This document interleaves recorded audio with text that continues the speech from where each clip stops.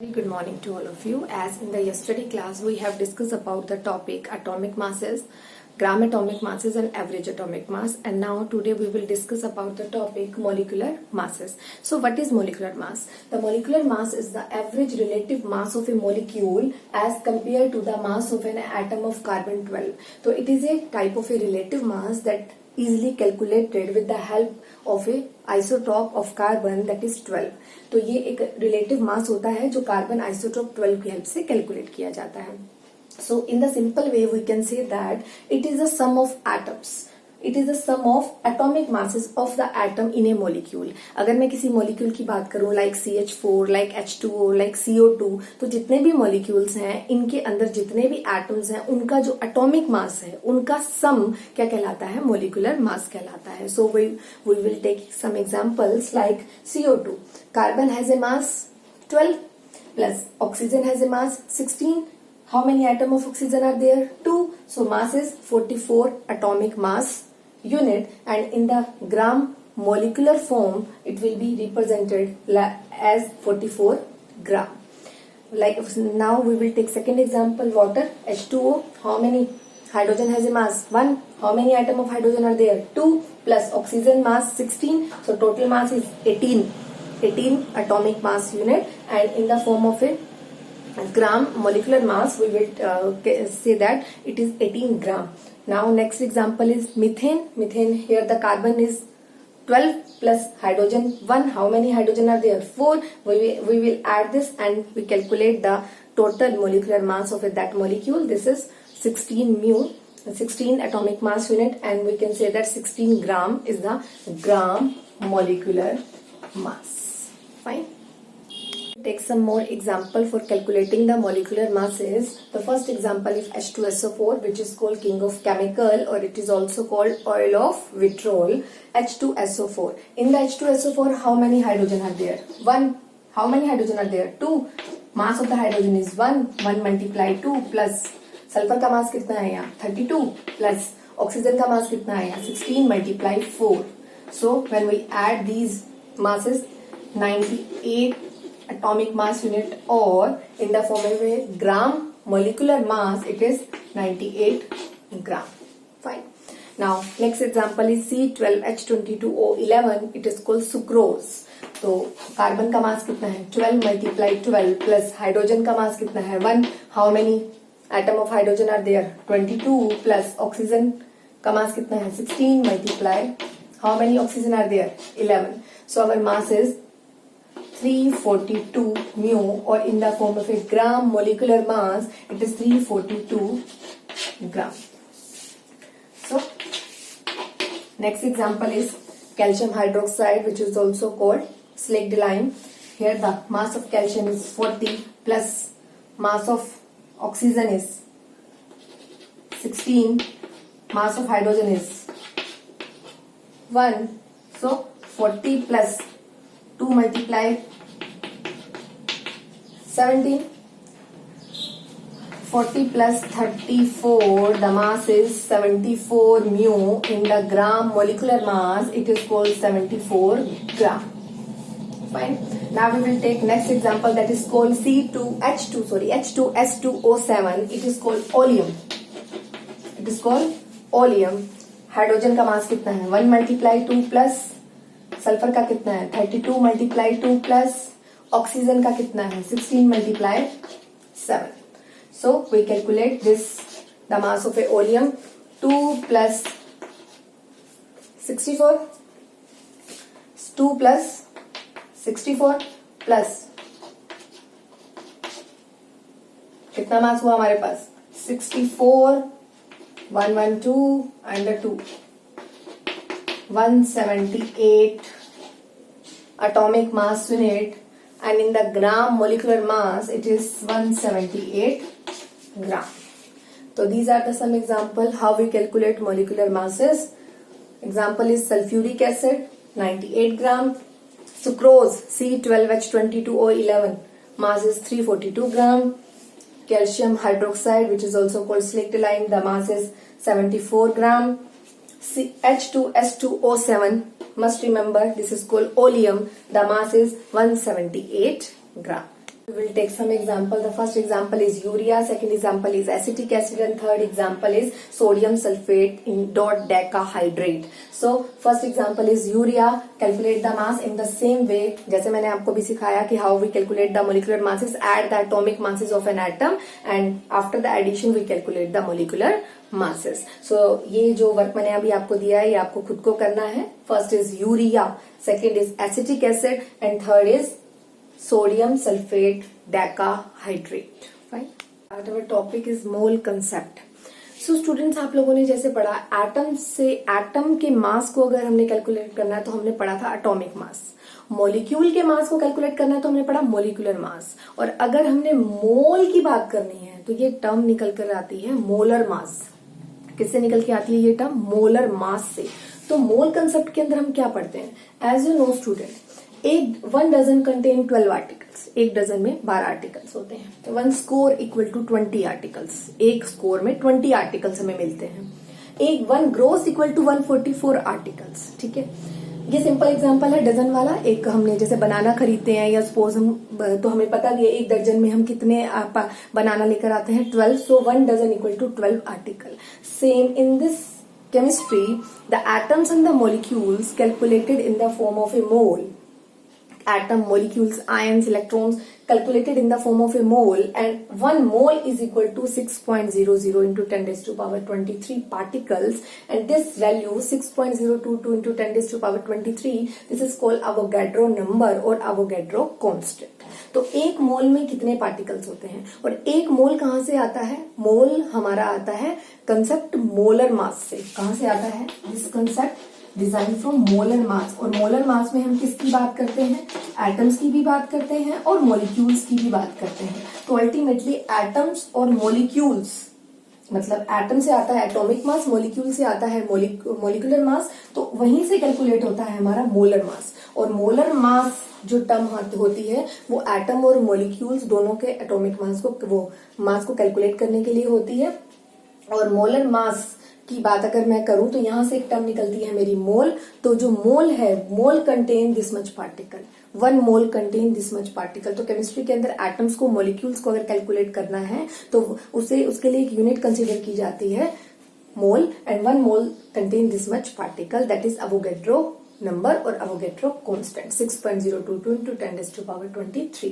So now we will take some example as 1 mole of hydrogen atom contain 6.022 into 10 raised.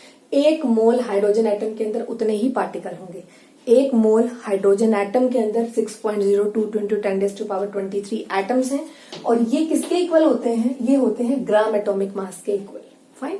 Now 1 mole of hydrogen molecule contain how much molecule? Same 6.022. Because हम बात कर रहे हैं एक मोल की, तो एक मोल हाइड्रोजन मॉलिक्यूल के अंदर भी कितने पार्टिकल हैं? तो 6.022 into 10 raised to power 23. और ये किसके इक्वल है? ग्राम मॉलिक्यूलर मास के इक्वल है.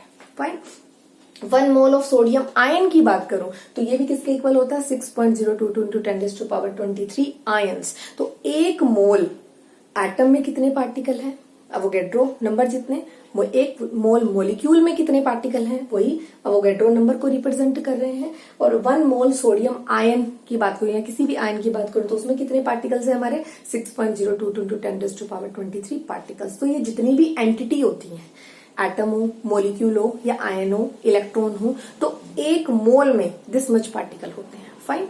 तो अब इन केस ऑफ गैस, अगर मैं गैस की बात करूं और किसी भी गैस की बात करूं तो 1 मोल किसी भी गैस के पार्टिकल्स हैं, उसके एक मोल की बात हो रही है तो उसमें कितने पार्टिकल्स होते हैं? Same 6.022 into 10 raised to power 20. तो in case of a gas, the 1 mole of gas particle, 1 mole of gas is equal to 6.022 into 10 raised to power 23 particle. And at STP condition this equal to 22.4 litre. ये हमने last class में पढ़ भी लिया है कि हमने 22.4 litre हमने अवोगैड्रो की जो थर्ड एप्लीकेशन थी वहां मैंने आपको ये डिस्कस किया था कि 22.4 लीटर हमारा कैसे कैलकुलेट हुआ. तो एक मोल अगर गैस में इतने पार्टिकल हैं तो वो एसटीपी कंडीशन पे उस गैस का जो वॉल्यूम है उसे बोलते हैं मोलर वॉल्यूम. क्या बोलते हैं उस गैस की वॉल्यूम को? Molar volume. वो मोलर वॉल्यूम किसके इक्वल होगा? 1 mole of gas 1 mole of gas contain this much particle, and जो गैस का वॉल्यूम होगा वो किसको रिप्रेजेंट करेगा, इक्वल टू 22.4 लीटर को रिप्रेजेंट करेगा at the condition of STP, standard temperature pressure condition. Fine. So what is standard temperature pressure condition? The temperature is 273 Kelvin and pressure is 1 atmosphere, and the gas may be any gas like CO2, like SO2 gas कोई भी हो सकती है, but 1 mole gas का जो volume होगा STP condition पे वो कितना होता है, 22.4 लीटर. फाइन. तो ये मेरा छोटा सा टॉपिक था. तो मोल कहाँ से आया वर्ड, तो हमने एटम्स के बारे में पढ़ा, मोलिक्यूल के बारे में पढ़ा. एटम का मास और मोलिक्यूल का जो मास है वो हम कंबाइन कर दे तो बन जाता है मोलर मास. वहां से एक टर्म निकल कर आती है एटम का मास, और एटम का मास एटॉमिक मास, मोलिक्यूल का मास मोलिकुलर मास. उन दोनों को अगर हम कंबाइन कर दे तो एक टर्म निकल के आती है मोलर मास. तो मोलर मास से कंसेप्ट निकल के आता है मोल. और मोल में, एक मोल में कितने पार्टिकल मैंने आपको बताया, 6.02 into 10⁻23 पार्टिकल्स. और ये जो 6.02 into 23 पार्टिकल्स हैं, this is also called entity. और ये जो एंटिटी होती है इसमें एटम्स भी आ जाते हैं. एक मोल में जितने पार्टिकल होते हैं वो पार्टिकल एटम्स को भी रिप्रेजेंट कर सकते हैं, वो मोलिक्यूल्स को भी रिप्रेजेंट कर सकते हैं. फाइन. सो मैंने भी आपको बता दिया है, atom contain this much atom, hydrogen molecule contain this much molecule. ठीक है. और एक मोल आयन में अवोगाड्रो नंबर ऑफ आयन्स. और इन case of a gas, the volume of a gas, और हाउ मेनी, एक गैस में कितने पार्टिकल हैं. अगर हमारे पास एक फ्लास्क है उसमें जितने भी 1 मोल हमारी गैस ले रखी है तो उसके पार्टिकल भी कितने होंगे, 6.02 into 10⁻23 पार्टिकल्स. और उस गैस का जो वॉल्यूम होगा जिसको हम मोलर वॉल्यूम बोलते हैं वो किसके इक्वल होगा, 22.4 लीटर के इक्वल होगा. और किस कंडीशन में होगा वो 22.4 लीटर के इक्वल, उस गैस का वॉल्यूम STP कंडीशन पे. Fine. We calculate the mole. हमने पता तो चल गया हमें मोल क्या है, लेकिन how we calculate the mole. Mole को कैलकुलेट करने के लिए हमारे पास हम 3 तरीके से मोल को कैलकुलेट करेंगे. सपोज अगर आपको मोल को कैलकुलेट करना है, मोल किससे रिप्रेजेंट किया जा रहा है, स्मॉल n से रिप्रेजेंट किया जा रहा है. तो इसको कैलकुलेट करने के लिए अगर आपको मास गिवन होगा, उस सब जिसके आपने मोल्स निकालने हैं, अगर उस सब्सटेंस का आपको मास गिवन होगा तब आप अमाउंट ऑफ सब्सटेंस गिवन होगा तो n इज इक्वल टू क्या है, W अपॉन ग्राम एटॉमिक मास. ग्राम एटॉमिक मास आपको याद करना है, ग्राम मोलिकुलर मासेस आपको याद करने हैं, नहीं तो आप कैलकुलेट करने सीख चुके हो. ठीक है.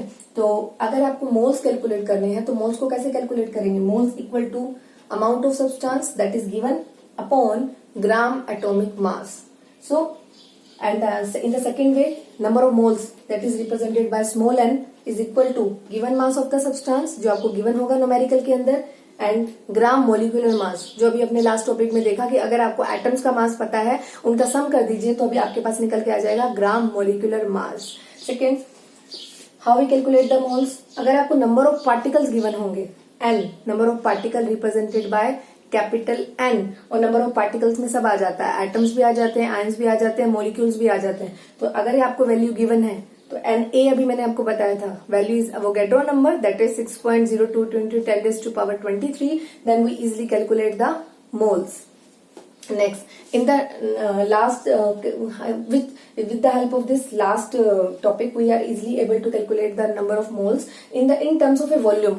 अगर आपको किसी भी गैस का वॉल्यूम गिवन है और आपको STP कंडीशन पे बात की हुई है तो आपको स्टैंडर्ड वॉल्यूम पता होता है, तो नंबर ऑफ मोल्स किसके इक्वल है, V upon 22.4 litre at STP condition. Then in this way we also calculate the n, small n को हम कैलकुलेट कर सकते हैं, मीन्स मोल्स को हम कैलकुलेट कर सकते हैं. So how we calculate the mole. हमें ये पता चल गया कि एक मोल में कितने पार्टिकल्स होते हैं, और एक मोल जो है वो एटम के मोल्स भी हो सकते हैं, मोलिक्यूल्स के मोल्स भी हो सकते हैं. वो किसके इक्वल हैं, 6.022 into 10⁻23 पार्टिकल्स के इक्वल हैं. तो अगर हम मोल्स की बात करें तो इसको किससे रिप्रेजेंट कर रहे हैं, स्मॉल n से रिप्रेजेंट कर रहे हैं. और ये मैंने आपको 3 तरीके बताए, 1 2 3 4, जिसकी हेल्प से आप नंबर ऑफ मोल्स को क्या कर सकते हैं, कैलकुलेट कर सकते हैं. So one by one we take some examples. बात करते हैं मोल कंसेप्ट के न्यूमेरिकल्स की. तो हमने कुछ फॉर्मूले देखे, जैसे फर्स्ट हमारा फॉर्मूला था n is equal to mass upon gram atomic mass, n is equal to mass upon gram molecular mass, है ना.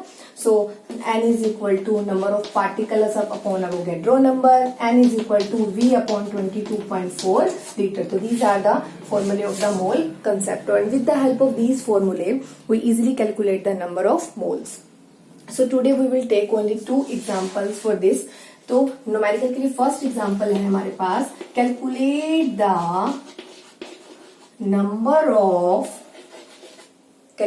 The number of moles of 20 gram of calcium. Okay, so n किसके equal होता है? Given mass upon gram atomic mass. में calcium की बात हो रही है, एटम की बात हो रही है, that's why we will take a formula gram atomic mass. So given mass कितना है मेरे पास? 20 ग्राम. ग्राम एटॉमिक मास कितना होता है कैल्शियम का? कैल्शियम का एटॉमिक मास कितना होता है? 40. फाइन. तो हमारे पास कितना निकल के आ रहा है? 1/2 मीन्स 0.5 ग्राम. फाइन. तो हमने यहाँ पर नंबर ऑफ मोल्स कैलकुलेट करे हैं, that is represented by small n. हमें अमाउंट ऑफ सब्सटेंस गिवन था और ग्राम एटॉमिक मास हमें याद होना चाहिए. तो आप कम से कम 1 to 30 एटॉमिक नंबर तक जो ग्राम मासेस हैं, एटॉमिक मासेस हैं, वो याद कर लीजिए. वो बहुत जरूरी है आप लोगों के लिए याद करने, क्योंकि अगर वो याद नहीं होंगे तो आपसे एटॉमिक न्यूमेरिकल भी सॉल्व नहीं होंगे और आपसे मोलिकुलर मासेस भी नहीं निकल पाएंगे. Next example, calculate the number of moles of 392 gram of sulphuric acid. Fine. So number of moles किससे कैलकुलेट हो रहे हैं? एन से. गिवन मास कितना है हमारे पास? डब्ल्यू कितना है? 392. और सल्फ्यूरिक एसिड का मास कैसे निकालते हैं? H2SO4 1 मल्टीप्लाई 2 प्लस सल्फर का mass 32 plus 16 multiply 4. When we add this is 98 gram. So put here, कौन सा? ये मॉलिक्यूल था, तो हम फॉर्मूले में क्या लेंगे? Gram molecular mass. मास कितना गिवन है? 392 ग्राम. मॉलिक्यूलर मास कितना कैलकुलेट कर लिया? 98 ग्राम. फाइन. जब हम इसे कैलकुलेट करेंगे तो हमारे पास वैल्यू आ जाती है कट के, कितनी वैल्यू आ जाती है? 4 मोल. ठीक है. So in this way we calculate the number of moles. तो अगर आपने नंबर ऑफ मोल्स निकाले हैं और आपको मास दिया है और एटम का मास दिया है, then you use the formula number of moles equal to give amount of substance that is given to you upon gram atomic mass. And when we calculate the number of moles and you have gram molecular mass, then put the value of given mass upon gram molecular mass. Gram molecular मास आपको atoms को combine करके, atoms के atomic masses को combine करके पहले निकालना पड़ेगा, तब आप यहाँ पर वैल्यू पुट करेंगे. So in this way we calculate the moles and on the remaining formulas we discuss the numerical tomorrow. And तो आज के लिए इतना ही. सो आप जितना भी मैंने आपको समझाया है, तो आज हमारा जो टॉपिक रहा था, तो इससे पहले हमारा जो टॉपिक हमने पढ़ा मोलिकुलर मासेस क्या होते हैं, आपको अच्छे से आ गए होंगे. कुछ क्वेश्चंस मैंने आपको दिए हैं, वो आप ट्राई करेंगे. और then we will study about the how we calculate the moles, और हम मोल्स को कैसे कैलकुलेट कर सकते हैं और एक मोल कितने पार्टिकल्स के इक्वल होते हैं. फाइन. सो आज के लिए इतना ही.